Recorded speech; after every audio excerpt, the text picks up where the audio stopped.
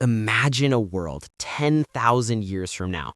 This isn't the future of shiny robots and sterile utopias. It's quieter, deeper. Almost every trace of our modern world has faded, reshaped by time, biology, and the long, difficult learning curve of humanity. The Earth itself is the first thing you'd notice. The coastlines you know from maps are gone, dramatically redrawn by millennia of natural climate cycles. Entire regions where millions once lived are now silent, thriving underwater ecosystems, while new lands have risen from the sea. The skeletons of our ancient cities aren't empty ruins, they are foundations. Immense forests have grown back over them, wild and ancient. The cities that exist now were quiet, clean, and look almost like forests with architecture growing organically inside them, powered by silent, clean energy. Some of the planet's great deserts have been carefully engineered into sprawling greenlands, not through force, but through a profound, planetary-scale understanding of climate. This is a healed Earth, a carefully tended garden. And the humans are just as transformed. They are still us, but genetically adapted to their homes. Communities born and raised in orbital habitats have developed slightly different bone densities, their bodies tuned to the hum of microgravity. People who live in deep, low-light biomes possess a natural, enhanced night vision. Lifespans now average between 2 and 350 years, a result of perfected cell repair and subtle gene editing. Diseases like cancer aren't cured so much as made irrelevant. Your immune system is fully programmable, identifying and neutralizing threats before they can ever become a problem, much like a modern computer's antivirus, but biological and seamless. The old divisions of race have blurred into history. The meaningful differences between people are now about their ecosystem, their choices, their way of life. Technology has followed the same path of deep integration. It is embedded, not held. There are no smartphones, no screens, no keyboards.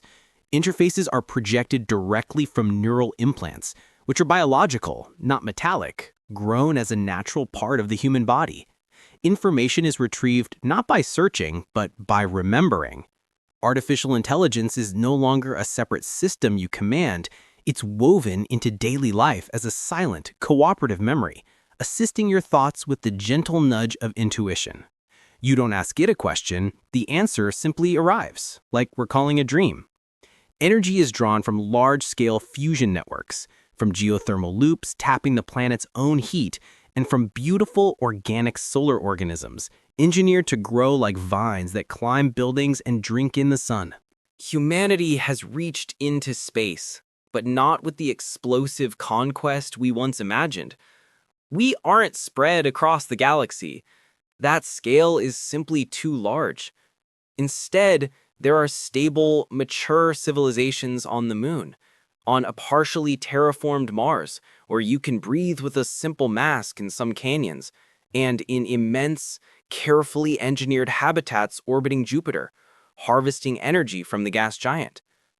Faster-than-light travel was never achieved, but near-light-speed travel exists, allowing expeditions to nearby star systems. These voyages take decades, sometimes centuries, and because life is so long, this is seen as a perfectly acceptable trade. Generations willingly commit to these journeys. It is a sacred path, a meaningful, multi-generational pilgrimage to the stars. This is a future shaped not by speed, but by patience. A civilization that learned to see itself not as separate from its world, but as an integral part of it. Humanity didn't just survive its own history, it finally grew from it. Imagine a committee meeting about a new city bridge. The plans are laid out, not on screens, but as living models in a public garden. The discussion began before anyone in the room was born. It might continue for another 20 years, and this is completely normal, because the question isn't how fast can we build it, but what will it mean to the great-grandchildren of our great-grandchildren? This isn't a society that has slowed down. It's one that has found its proper rhythm. The frantic push for endless growth, the relentless need to consume, the race to be ahead of the next person, that's a fever that broke centuries ago. Now value is found elsewhere. It's in the contribution of the engineer who designs a self-repairing seawall, in the creativity of the musician whose song is woven into the city's memory network, a network that can never be erased. It's in the harmony of a skyscraper that not only houses people, but also purifies the air and provides a vertical farm for its residents. The most respected people aren't the wealthiest, they're the most generative. And wealth, as we once knew it, has vanished. Your worth isn't in a digital wallet, it's in your impact. The value of a farmer isn't what their crops sell for, but the health of the soil they cultivate for the next 500 years. The value of a storyteller is in the cautionary tale that prevents a generation from repeating an ancient mistake. This shift dissolved more than just money. It dissolved borders. The lines drawn on old maps are meaningless now. Regions are defined by what's real and tangible. The flow of a river basin, the reach of a forest, the shape of a shared culture. People don't belong to nation-states, they belong to watersheds and biomes. Their allegiance is to the living systems that sustain them. This deep connection to place and time is anchored by a perfect collective memory. No one has to wonder what happened in the past. It's not something you read about in a dusty book. It's something you can experience. The memory archives are not libraries. They are full sensory replays. You can stand on a battlefield from a forgotten age and feel the ground shake, smell the smoke, hear the fear in the soldiers' voices. You can sit in a council of elders from 1,000 years ago and understand the weight of their decisions. When history is this visceral, this immediate, war becomes an absurdity.